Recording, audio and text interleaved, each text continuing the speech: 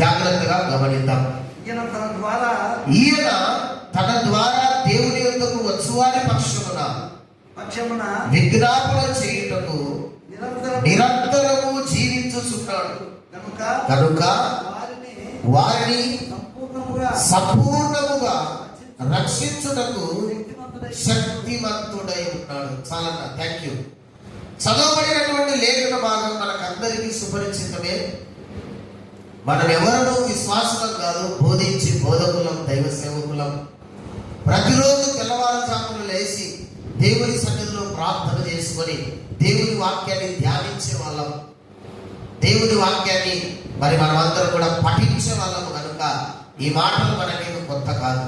అయినప్పటికీ సముద్రములో నీళ్లు తోడడం ఎంత అసాధ్యమో దేవుని వాక్యములో ఉన్న మాధుర్యాన్ని తోడడం అన్నది కూడా అత్యసాధ్యమే. ఇదే మాటలు ఇంకొక దైవ సేవకుడు చెప్తే ఇంకొక కొత్త కోణంలో దేవుడు మాట్లాడతాడు. నా ద్వారా ఒక అభిప్రాయాన్ని దేవుడు తీసుకొస్తాడు. అలాగే పురుషోత్తముడు మాట్లాడినా ఇంకొక అభిప్రాయాన్ని దేవుడు తీసుకొస్తాడు. ప్రకాశమై మాట్లాడినా ఇంకొక అభిప్రాయాన్ని దేవుడు తీసుకొని వస్తాడు. దాదాపుగా బైబిల్ పుట్టినప్పటి నుండి మనం ఎన్నో ప్రసంగాలు చేస్తున్నాం.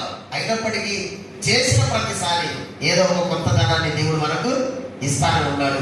ఏదో ఒక పాఠం మనకు నేర్పిస్తానే ఉన్నాడు.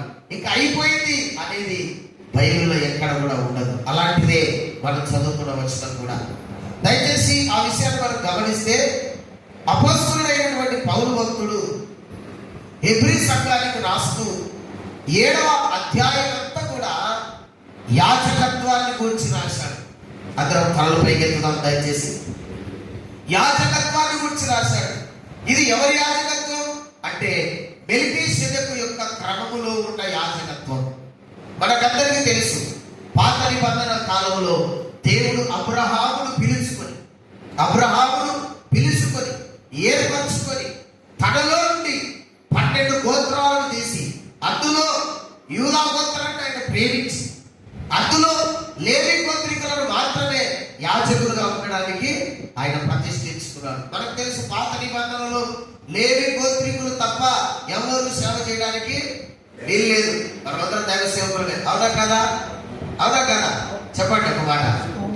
బైబిల్ పరిశుద్ధ గ్రంథంలో పాత నిబంధనలో లేవీలు తప్ప యాజకత్వము ఎవ్వరూ చెయ్యకూడదు.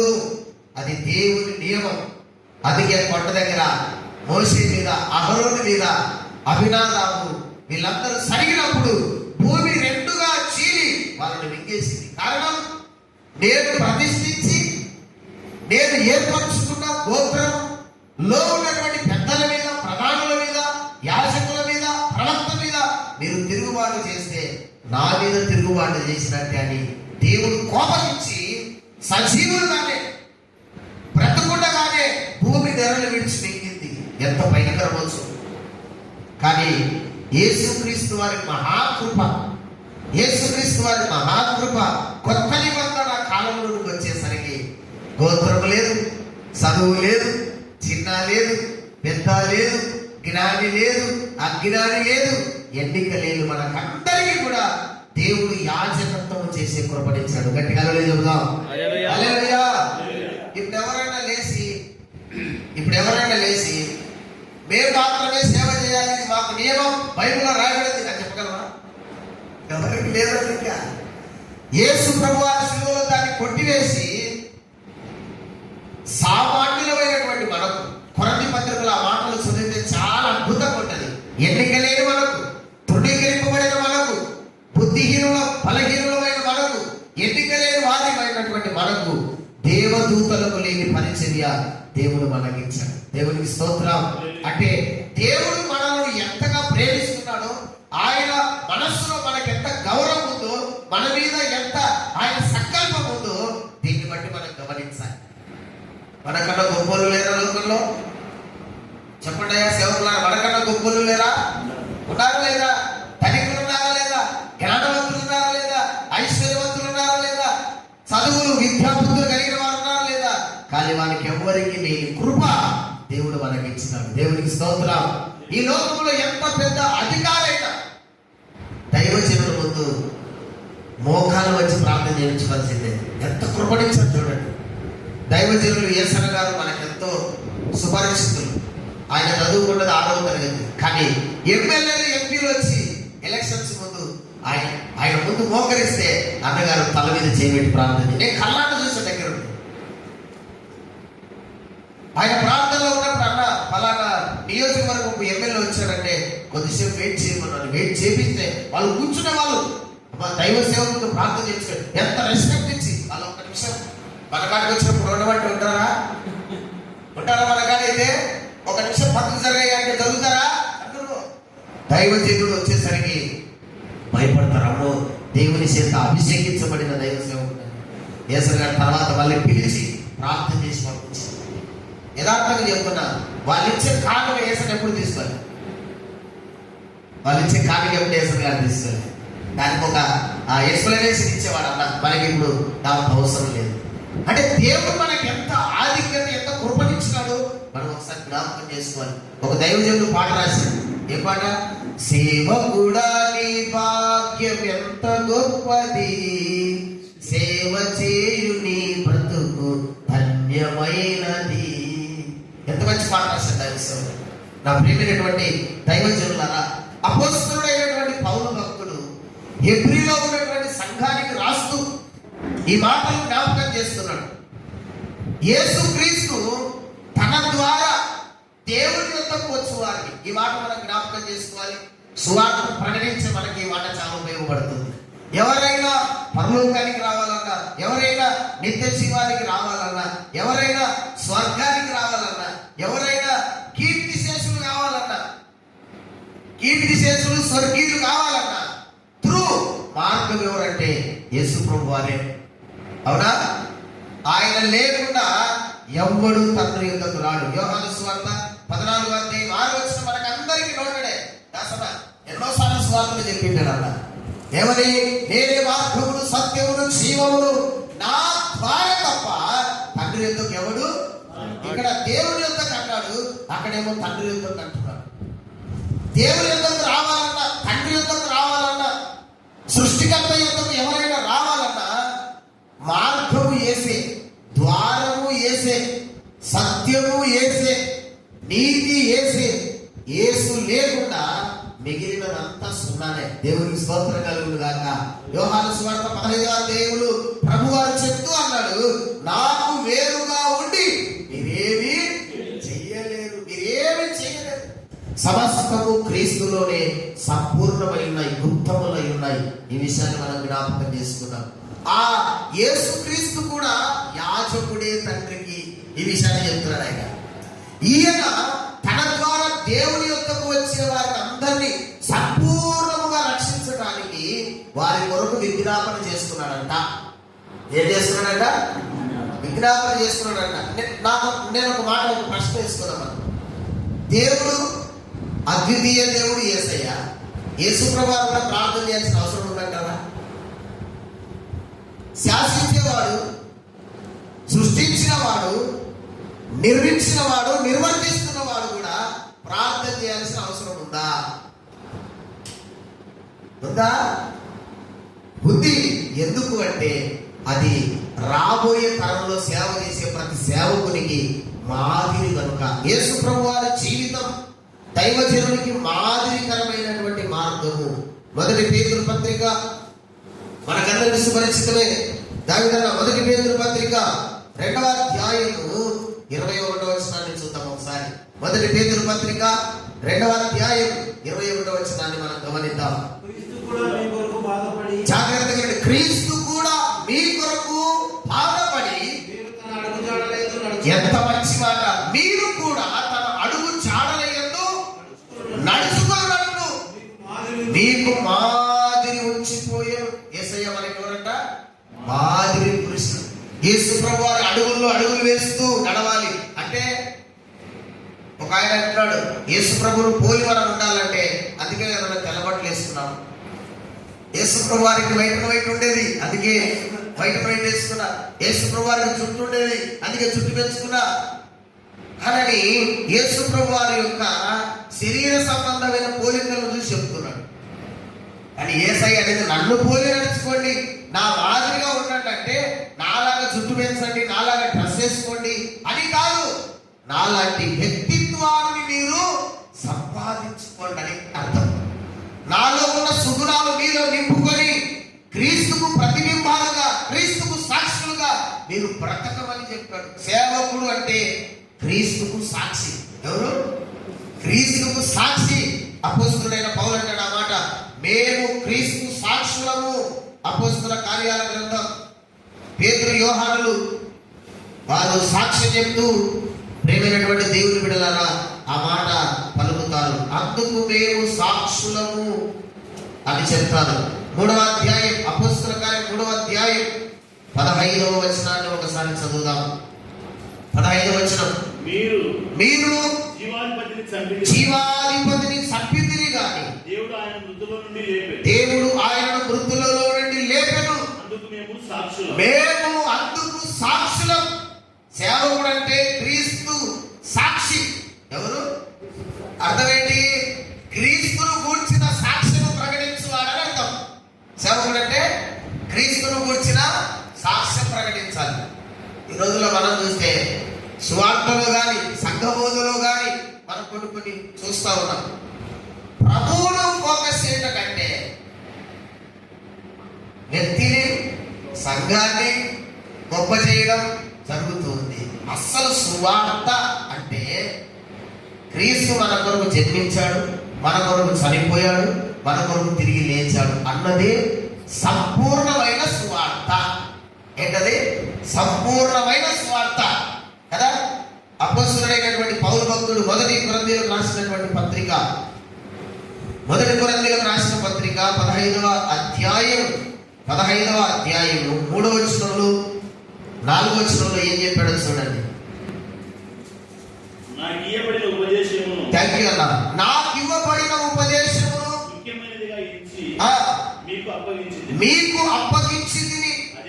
ఆ ఉపదేశం ఏమనగా లేఖనముల ప్రకారము క్రీస్తు మన పాపముల కొరకు మృతి పొంది సమాధి చేయబడి లేఖనముల ప్రకారమే 3వ దినమున తిరిగి లేచెను, లేపబడెను అనున్నది ఏ సువార్త. దేవునికి స్తోత్రం.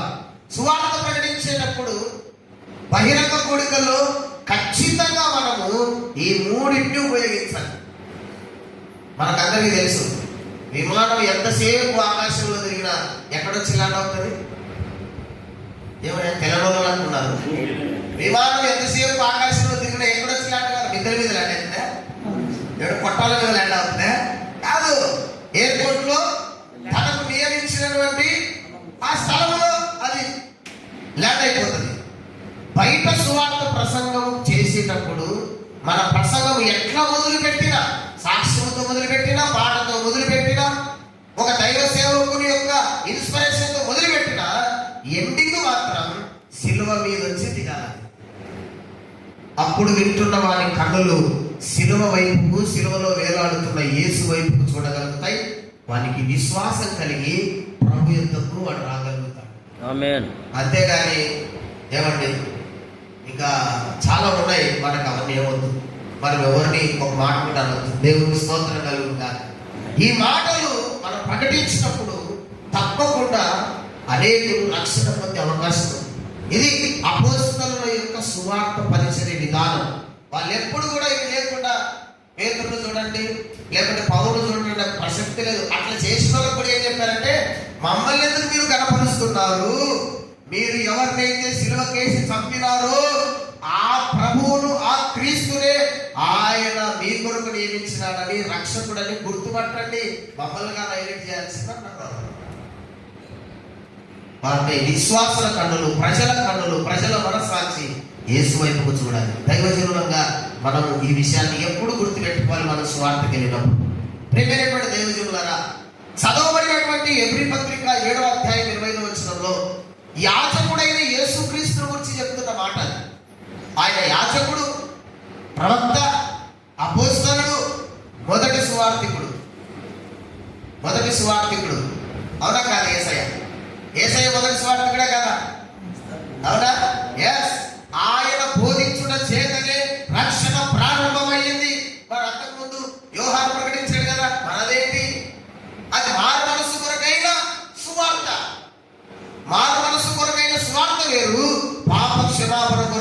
సువార్త వేరు.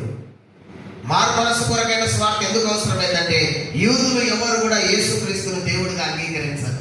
అందుకే వాళ్ళ హృదయం, వాళ్ళ మనస్సు, మీరు ఎవరినైతే మెస్సియా వస్తాడని గ్రంథాలు ఘోషిస్తున్నాయని మీరు ఆలోచిస్తున్నారో ఆయన ఈయననే, ఇట తిరగండి, ఆయన వైపు తిరగండి అని చెప్పడానికి యోహాను మారు మనసు కొరకైన సువార్త, మారు మనసు కొరకైన బాప్తిసం ఇచ్చాడు.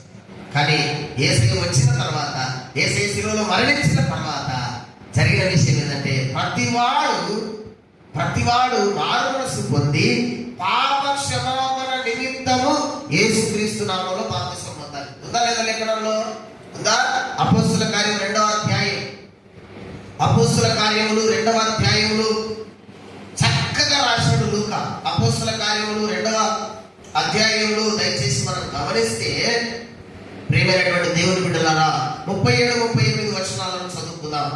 వారు ఈ మాటలు విని హృదయంలో నొచ్చుకొని, సహోదరులారా మేమేమి చేతుమని పేతురును కడమ అపోస్తలులను అడగగా, పేతురు మీరు మారు మనస్సు పొంది పాప క్షమాపణ నిమిత్తము ప్రతివాడు యేసుక్రీస్తు నామములో బాప్తిసం పొందండి అని చెప్పాడు. మారు మనస్సు కొరకైన బాప్తిసం వేరు, చెప్పండి, పాప క్షమాపణ కొరకైన బాప్తిసం వేరు. ఎందుకు యోహాను పాప క్షమాపణ కొరకైన బాప్తిసం సువార్త ప్రకటించలేదు, ఇవ్వలేదు? కారణం ఏంటంటే అప్పటికి ఇంకా యేసు ప్రభువు వారి శిలువలో మరణించలేదు, రక్తము గార్చలేదు, పరలోకానికి మార్గమే ఇంకా తెరవబడలేదు. అందుకే ఆ సువార్త ఆయన చేయలే. ఆయన ఎంతవరకు నా వెనక వచ్చేవాడు అని హైలైట్ చేశాడు. అవునా కదా? నా వెనక వచ్చే వాళ్ళు చూడండి, నన్ను కాదు, నా వెనక వచ్చే వాళ్ళు చూడండి. తన శిష్యులకు కూడా చెప్పాడు, అయ్యా నువ్వేరా, ఇంకెవరైనా ఉన్నారా, మేమేమన్నా దారి ఎత్తుకోవాలా అని అడిగారు యోహాన్ని. అంటే ఆయన చెప్పాడు, పలానా స్థలానికి వెళ్ళాలి, పలానా వ్యక్తి ఉంటాడు, ఆయన అడగండి అనేసారు. యేసు ప్రభు దగ్గరికి వచ్చి అడుగుతున్నారు, అయ్యా రాబోయే మెస్సయ్య నువ్వేనా, లేఖనాలు ప్రవచించిన ప్రవచన పురుషుడు నువ్వేనా, నేను ఇంకెవరి కోసం నేను ఎదురు చూడాలంటే ప్రభు చెప్పాడు, ఆయన ఇదిగో గుడ్డివాడు నడుస్తున్నాడు, గుడ్డివాడికి కళ్ళు వస్తున్నాయి, చనిపోయేవాడు లేస్తున్నాడు, ఇక నేనే క్రీస్తునని వీటిని బట్టి నన్ను రుజువుపరుచుకోండి అని చెప్పి వెళ్ళి యోహానుకు చెప్పమని చెప్పాడు. అని నా ప్రియమైనటువంటి దైవ సేవకులారా, దేవుని సేవకులుగా మనము యేసుక్రీస్తు యాజకత్వాన్ని పోలి మన యాజకత్వాన్ని భూమి మీద చేయగలిగితే అద్భుతమైన సేవ జరుగుతుంది. 4 మాటలు చెప్పి ముగిస్తాను. యేసు ప్రభు అనే యాజకునికి ఉన్నటువంటి ఒక లక్షణం ఏంటంటే, మళ్ళా చదువుదాం ఆ మాట. ఎబ్రీ పత్రిక 7వ అధ్యాయం 25వ వచనం. ఈయన అనగా క్రీస్తు తన ద్వారా తండ్రి అయిన దేవుని యొద్దకు వచ్చు వారి పక్షమున విజ్ఞాపన చేయుటకు నిరంతరము జీవించుచున్నాడు. యాజకునికి ఉండవలసిన ప్రధాన లక్షణం, దైవ సేవకునికి ఉండవలసిన ప్రధాన లక్షణం సర్టిఫికెట్ కాదు,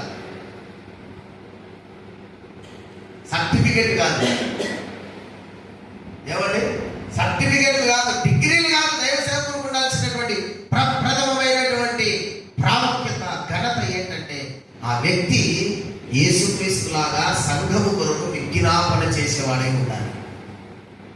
తండ్రి యొద్దకు తన ద్వారా తండ్రి యొద్దకు వచ్చి వారి పక్షమున ఆయన విజ్ఞాపన చేస్తున్నాడు. యేసుక్రీస్తులు విజ్ఞాపన చేసిన మనసు జీవితం ఉందా లేదా గమనించామా? వాక్యం చదువుతున్నప్పుడు గమనించామా? యేసు ప్రభు వారు విజ్ఞాపన చేశాడా లేదా? ప్రార్థన చేశాడా లేదా? సైలెంట్ ఉన్నారు, చేశాడా లేదా? అది మనల్ని చేయమంటున్నాడు. ఇప్పుడు అదే పెద్ద డౌట్ మనకి, మనం చేస్తున్నావా లేదా అది పెద్ద డౌట్. యేసు సంఘము కొరకు విజ్ఞాపన చేశాడు, విజ్ఞాపన కర్తగా ఉన్నాడు ఆయన. రోమాపత్రిక 8వ అధ్యాయం 34వ వచనంలో అపోస్తలుడైన పౌలు చెప్తున్నాడు చూడండి. రోమాపత్రిక 8వ అధ్యాయం 34వ వచనంలో స్పష్టంగా చదవండి. ఎవరైనా తీసింది చదవండి అయ్యా దైవ సేవకులారా. శిక్ష విధించువాడు ఆమేన్. థాంక్యూ అన్న. శిక్ష విధించువాడు ఎవడు? చనిపోయిన క్రీస్తు యేసే. అంతేకాదు మృతులలో నుండి లేచిన వాడును ఆయనే. ఆయన దేవుని కుడి పార్శ్వమున ఉన్నవాడును మన కొరకు ఏం చేస్తున్నాడు? తండ్రి కుడి పార్శ్వమున ఆసీనుడైంది ఎవరండి? యేసయ్యనే కదా, డౌట్ ఉంటే అందులో ఏమన్నా మనకు సందేహమే లేదు. ఆయన పరిచర్య ముగించుకున్న తర్వాత యోహాను సువార్త 17వ అధ్యాయంలో ప్రార్థన చేశాడు, తండ్రి నీవు భూమి మీద చేయుటకు నాకు ఇచ్చిన పని నేను సంపూర్ణముగా నెరవేర్చి నిన్ను మహిమపరిచాను. ఇదిగో నేను నీ యొద్దకు వస్తున్నా. మునుపు నాకు ఏ మహిమ నీ యొద్ద ఉందో ఆ మహిమలో నన్ను చేర్చుకోమని యేసయ్య యోహాను సువార్త 17లో ప్రార్థన చేశాడు. ఆయన కొరకే కాదు, ఆయన ద్వారా 12కు వచ్చిన వాళ్ళందరి కొరకు ప్రార్థన చేశారు. ఆ అధ్యాయం చదివితే అనేకమైన విషయాలు, అనేకమైన పాఠాలు మనం అక్కడ నేర్చుకోవచ్చు. యేసు ప్రభు అనే యాజకుడు విజ్ఞాపనకర్త సంఘానికి. ఈరోజు దైవజనులుగా మనం మన సంఘం కొరకు ఎంత ప్రార్థన చేసే వాళ్ళమై ఉన్నాము. ఒక దైవజనుడు నా దగ్గరికి వచ్చి, అయ్యా నేను 10 ఏళ్ల నుండి సేవ చేస్తున్నా, సంఘానికి వస్తున్నారు కానీ సంఘములో ఉన్న వాళ్ళు ఎవరు కూడా నాకు దశమ భాగం ఇవ్వడం లేదు అంటాడు. నాకు అంటే కష్టమే, నిజమే, దైవ సేవకుడు కదా, కష్టపడి పనిచేస్తాడు, సేవ కుటుంబాల కొరకు ప్రార్థన చేస్తాడు. మరి దైవ సేవకుడికి వచ్చిన కష్టార్జితములు ప్రథమ ఫలం దేవునికి ఇవ్వకపోతే ఎలాగో మీరు దీవించబడతారని అనుకొని ఒకసారి నేను సంఘానికి వెళ్ళాను. ఆ సంఘానికి వెళ్తే సంఘంలో ఉన్న వాళ్ళందరూ కూడా బీదోళ్ళు, రోగులు, తినడానికి కూడా లేరు, చదువుకుంటున్న పిల్లలు. నేను ఒక మాట అడిగాను, అయ్యా వీళ్ళేనా మీ సంఘం అంటే? అవునయ్యా వీళ్ళు. నేను ఒక మాట అడుగుతాను, సేవకుడు ఏమనబోద్దు, నీ సంఘము కొరకు నీవు ప్రతి దినము కన్నీరు కాల్చి ప్రార్థన చేస్తున్నావా అంటే? ఆదివారం చేస్తా సార్. ఆదివారం అందరూ చేస్తున్నారు. సంఘంలో కొడుకున్నప్పుడు చేస్తున్నాం, ఆ సంఘంలో అందరూ కొడుకున్నప్పుడు అందరూ చేస్తారు. ఇప్పుడు చేస్తున్నా మనం అందరు సేవకుల కొరకు చేసిందా? గుండెల్ని చేయబెట్టుకొని చెప్పండి, నా వ్యక్తిగత ప్రార్థనలో నేను అసోసియేషన్ జ్ఞాపకం చేసుకుంటున్నాను అన్నవారు. అసోసియేషన్లో ఉన్న ప్రతి సేవకుని జ్ఞాపకం చేసుకుంటున్నాను అన్నవాళ్ళు ఒకసారి చెప్పగలరు? వీళ్ళందరూ చేస్తాం, కలుసుకున్నప్పుడు అందరూ మాట్లాడుకుంటాం, క్షేమ సమాచారం తెలుసుకుంటాం, కానీ నిజంగా ప్రార్థనలో మన మోకాళ్ళు వచ్చినప్పుడు వాళ్ళని జ్ఞాపకం చేసుకుంటున్నాను. ఆయన అన్నాడు, వ్యక్తిగతంగా అయితే నేను సంఘం కొరకు ప్రార్థన చేయలేదు, ఇది అన్యాయమయ్యా. నీ పిల్లల కొరకు నువ్వు ప్రార్థన చేయాలి. సంఘం యొక్క గెలుపు, సంఘం బిడ్డల యొక్క గెలుపు దైవజనుల యొక్క ప్రార్థనలో ఉంటుంది. ఎంతమంది తెలిసి విషయం? సంఘం యొక్క విజయము దైవజనుడు చేతులెత్తుటలో ఉంటుంది. ఇప్పుడైనా గుర్తుకు రావాలి. దైవజనుడు చేతులెత్తితే సంఘము గెలుస్తుంది, దైవజనుడు చేతులు తెచ్చితే సంఘం ఓడిపోతుంది. ఇశ్రాయేలు ఐగుప్తు నుంచి బయటకు వచ్చారు. బయటికి రాగానే రెడ్డి దీవులు దిగగానే వాళ్ళతో యుద్ధం చేయడానికి అమాలేకీయులు వచ్చారు. ఫస్ట్ వార్ ఇశ్రాయేలుకి ఏమో తర్బీదు లేదు, యాడ యుద్ధం చేసిన కాదు. 400 సంవత్సరాలు బానిసత్వం బతికారు. శక్తి లేదు, బలం లేదు, ఆయుధాలు లేవు, ఏటులు లేవు. కానీ రెఫ్యూజీలో మాత్రం అమాలేకీయులు దిగారు. ఇశ్రాయేలు ఏడు చేతులైనా చంపేయాలి, వీళ్ళు ఉన్నారంటే మొత్తం వీళ్ళు దున్నేస్తారు. ఇది మామూలు సైన్యం కాదు.